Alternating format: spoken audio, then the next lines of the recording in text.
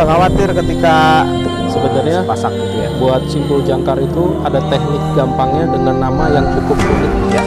Kalau saya di Pramuka nyebutnya, Dan ini kurang lebih bisa muat bukan kelebihan atau kekurangan ya. masing-masing model bentuk kapten itu yang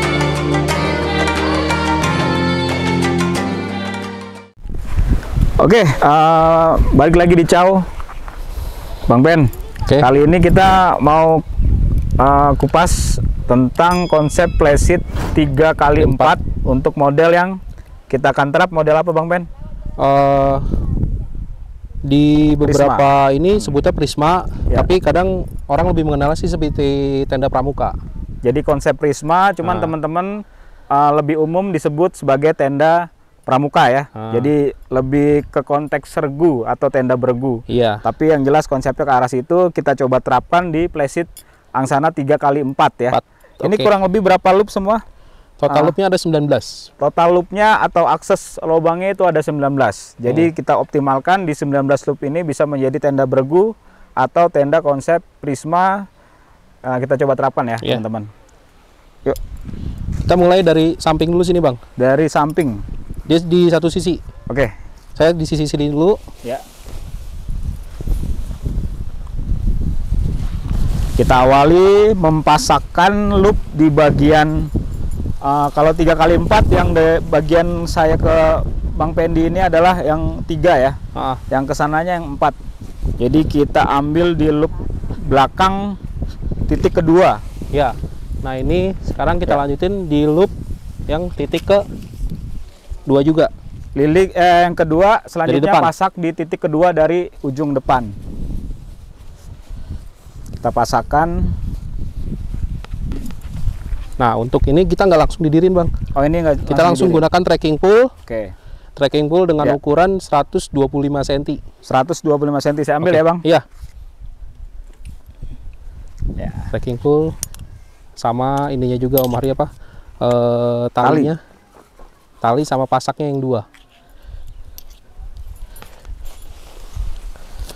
Talinya yang panjang ya? Iya, 1. Tali Oke. panjang 1 tuh. Nah, untuk step berikutnya kita pasang trekking pole sebagai tonggak di bagian sisi belakang.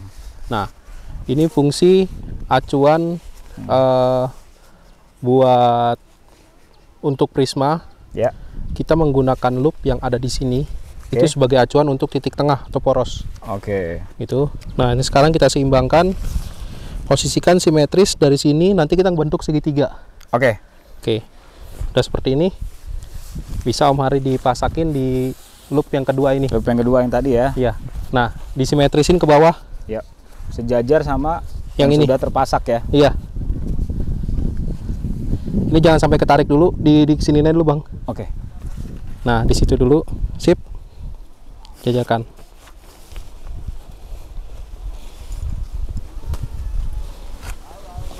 Nah, Ini di tali string ya pasaknya ya? di tali yang merah. Oke. Iya.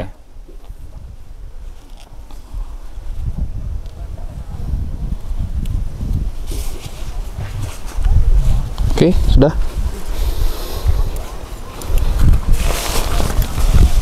Maaf. Ya.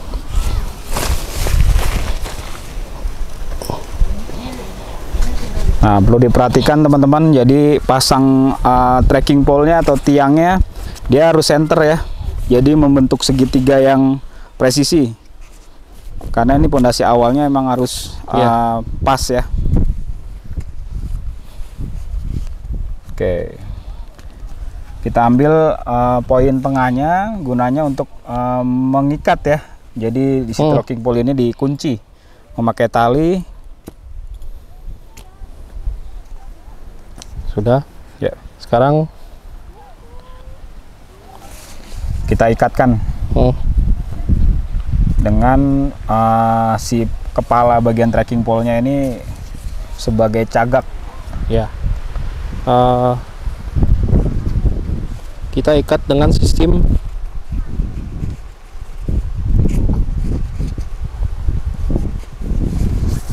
Lock in play ya. Jadi simbol yang mengunci. ya, simpul simpul, kalau anak-anak pramuka nyebutnya simpul jangkar. Oke. Simpul jangkar biasanya kalau di clamping juga berfungsi juga. Iya. Ketika Dia buat penambatan ngikat. dan mau ada teman kita yang manjat ya. Tapi kalau di sini berguna banget buat sebagai cagak. Jadi kita langsung bisa ngunci dan dapat simpul yang 2. Ya. Intinya mendapatkan ganda. Jadi fungsi ganda ini bisa nanti dikaitkan ke ujung A dan ujung yang B.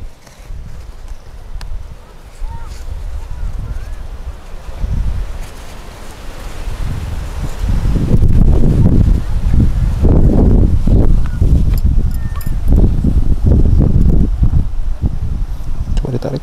Ya.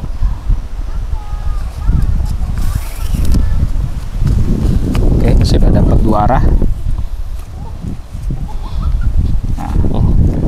Nah, kita untuk menyeimbangkannya, biasanya saya butuh 2 pasak. Itu langsung di bagian ujung. Udah di ini aja. Oke. Ini kita tahan dulu. Kita langsung pasakin di 2 ujungnya, biar nanti bisa berbarengan buat masaknya. Oke.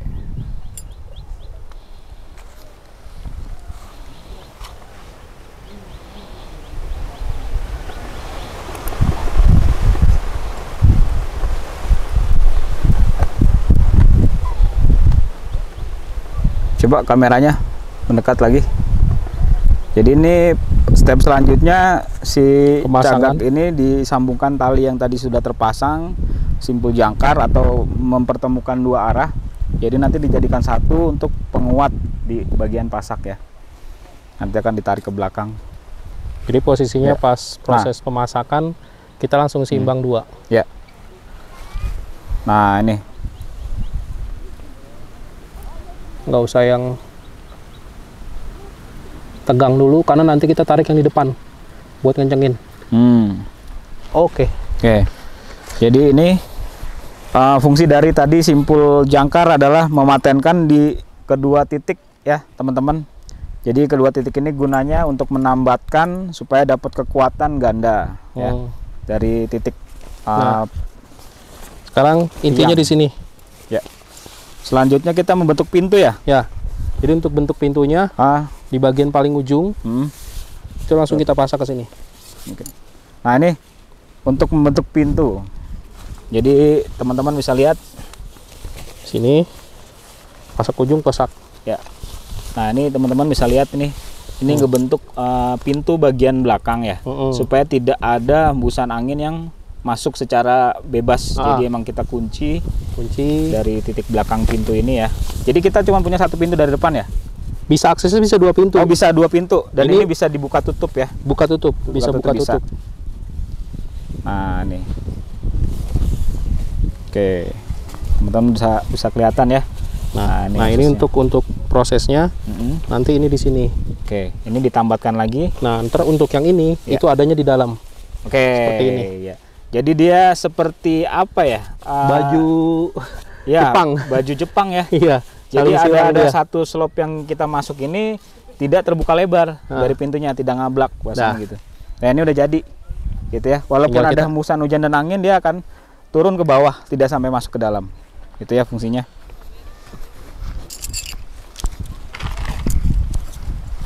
Sekarang posisi kita pasang tiang lagi. Ya. Nah teman-teman, ini adalah posisi kita memasang tiang di pintu bagian depan ya. Diupayakan dia sejajar ya. Kita cari poros lurusnya. Maaf, Om. Ya. Nah, kita ambil poros lurus. Teman-teman bisa lihat ya.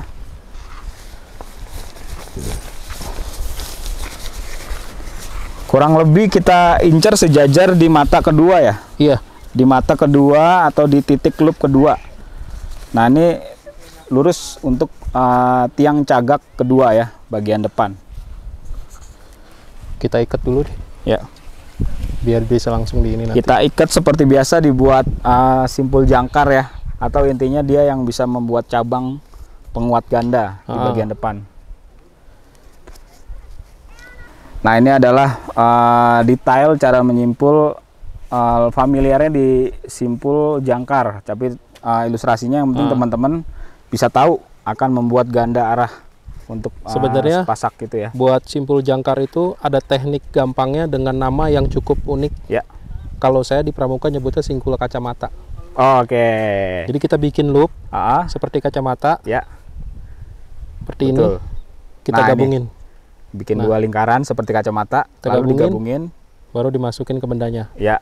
Selama benda itu masih bisa kita jangkau, dia langsung bisa. Ya.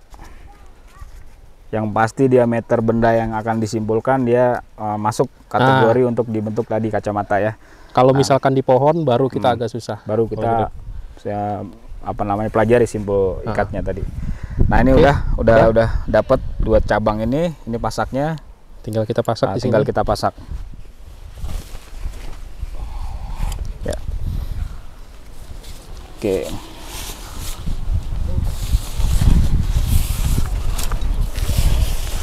Nah, ini tinggal kita pasak untuk bagian pintu di depan. Oke.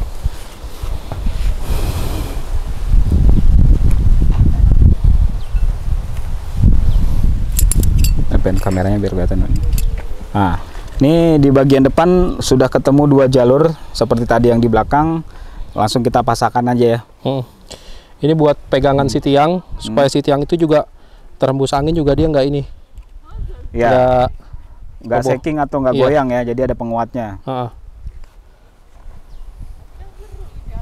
Tuh, jadi seru ya. Jadi teman-teman bisa mengilustrasikan banyak konsep. Dan tadi kita sudah sebelumnya kita sudah membuat video mengkonsepkan jenis piramid. Terus ada juga line fly. Ini kita coba bentuk prisma ya atau tenda bergu. Membuat dari plesit 3x4. Nah, sudah dapat ya, tinggal kita sejajarkan teman-teman. Kita sejajarkan supaya dia lurus ya. Supaya dia lurus. Ya, ini ada proses angin ya. Jadi emang langsung diuji. Nah, teman-teman gak usah khawatir ketika memang tendanya ini, karena emang belum semuanya terpasang. Yang jelas di bagian ini, bagian tengah ini, bagian ini aja. Oke. Udah langsung. Ya. Ini kayaknya kurang tengah ya.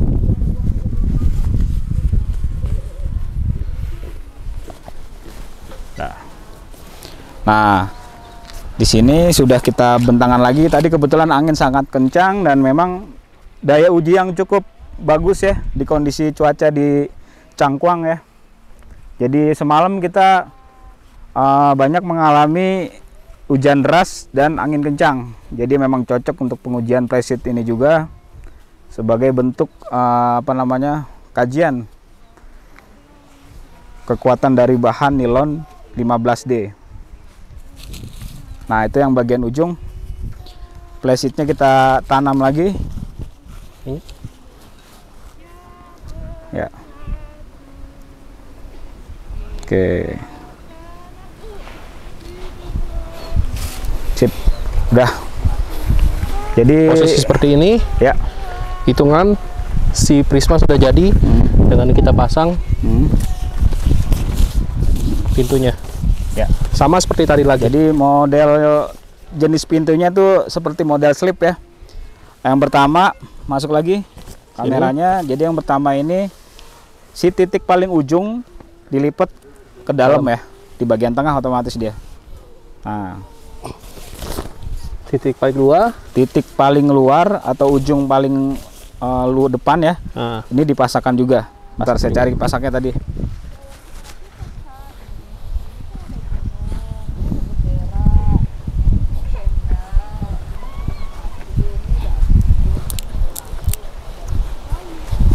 Ya, ini kita pasangkan juga di titik yang kedua ya.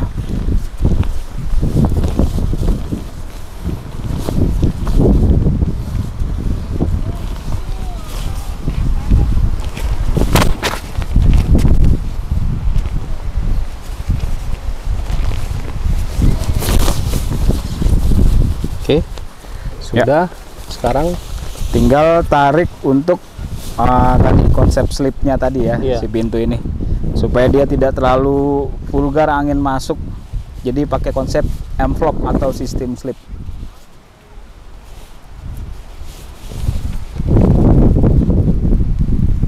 Nah, bisa dilihat sekelilingnya. Untuk perakitan dari tenda regu atau tenda Prisma kurang lebih konsepnya demikian sobat semua. Jadi banyak hal yang bisa kita bentuk dari sebuah flysheet yang tentunya banyak fungsi sesuai kebutuhan teman-teman bisa diterapkan. Apakah teman mengkonsepkan tadi seperti sebelumnya video yang kita buat untuk menutupi tenda atau menutupi hammock, dan ini adalah konsep untuk tim atau beregu, atau bahkan bisa sebagai tempat siaga ya ketika kita melaksanakan ekspedisi atau hal-hal yang lain, gunanya untuk berkumpul gitu. Balik lagi bukan kelebihan atau kekurangan masing-masing model bentuk top 10 itu.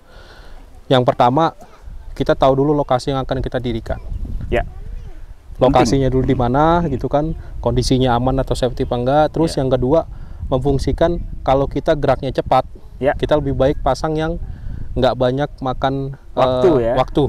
Kalau ini makan waktu tapi memang lebih safety. Dalam artian bisa jadi tenda posko atau tenda medis. Oke, itu keunggulannya. Kalau di lapangan. Sedangkan ketika kita lagi memang nggak bawa apa-apa, emergency, kita butuh tempat yang benar-benar safety, aman, seperti ini. Kalau yang model kemarin hub piramid itu lebih ke arahnya kita beli model yang lebih simple dan lebih bergerak cepat gitu kan. Landfly juga seperti itu. Jadi masing-masing bukan kelebihan kekurangan, tapi memfungsikannya sesuai dengan kebutuhan kita. Gitu, mari. Jadi teman-teman bisa ditangkap ya dari ilustrasi semua yang kita sudah rakit dari sebuah flysheet.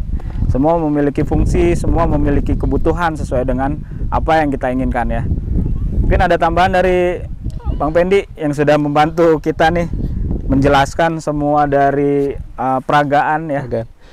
Lebih ke arahnya sih lebih banyak berlatih dan melihat fungsi si flysheetnya itu kita untuk apa. Misalkan kita untuk berkegiatan di alam yang tidak memungkinkan mendirikan flysheet seperti ini, kita bentuk yang Rainfly. Kalau misalkan memungkinkan, kita bentuk seperti ini gitu kan. Keren. Mau melihat dalamnya seperti apa? Dalamnya, yuk kita intip yuk. Kita belum lihat dalamnya.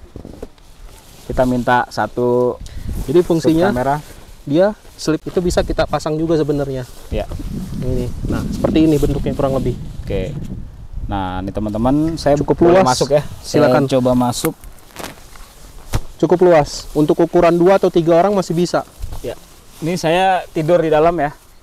Dan ini kurang lebih bisa muat 2 ya. 2 orang plus barang mungkin.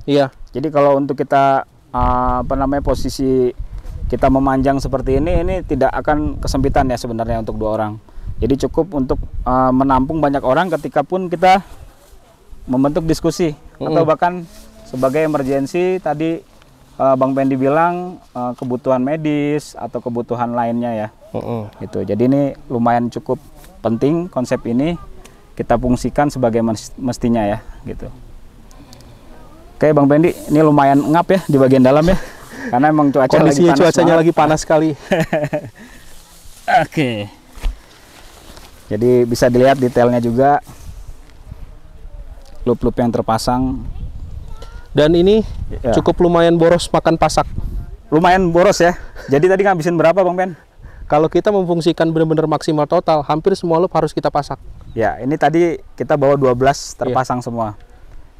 Jadi di depan pun tadi kita bikin sistem envelope itu pun pakai pasak juga ya. Itu tambah 2 lagi. Jadi dengan 14 pasak baru bisa memasang tenda ini. Demi kekuatan ya, karena tadi pas baru terpasang bagian belakang aja udah kena angin, udah roboh. Artinya bagian sisi yang belum terpasak harus dipasang pasak. Gitu. Kalau full bisa semua loop ya. Semua loop harus dikurangi 3. Dikurangin 3. Bagian ada pintu. 16 loop, 16 pasak gitu yang kita butuhkan. 16 sampai 18 per pasak yang kita harus butuhkan. Keren. Ada lagi Bang? Selamat mencoba dan selamat berlatih.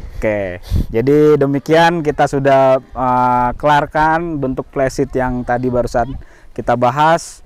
Teman-teman keep safety sesuai dengan kebutuhan, selalu mengutamakan apa yang kita butuhkan. Jadi kita bisa menggunakan barang sesuai prioritas yang kita bawa ya. Jadi intinya kemanapun kita pergi, kita konsepkan dulu, kita kaji dulu tempat yang akan kita tuju, apa yang kita bawa, jadi semuanya proporsional sesuai yang kita butuhkan. Itu Bang Pendi ya? Siap. Oke, selamat mencoba teman-teman, ciao dan enjoy.